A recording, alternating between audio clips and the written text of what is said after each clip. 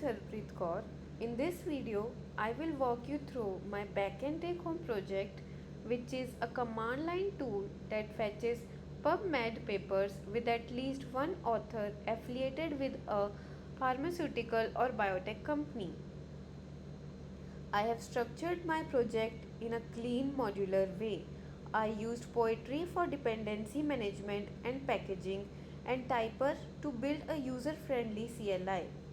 Let me show you the main parts.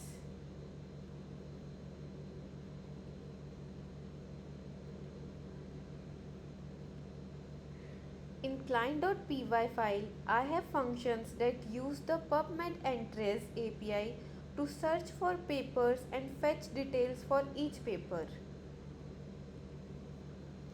In parser.py, I parse the XML response, extract the fields we need, and filter for authors with affiliations that include keywords like pharma or biotech. In writer.py, I write the filtered result to a CSV file with columns for PubMed ID, title, publication date, and company authors.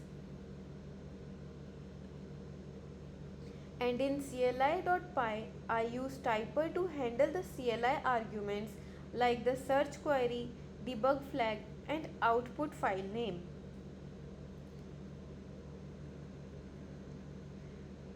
Here in my PyProject.2ml file, you can see the project metadata by dependencies like Typer and requests, and the entry point command line called getPapersList. Now I will run the CLI using Poetry.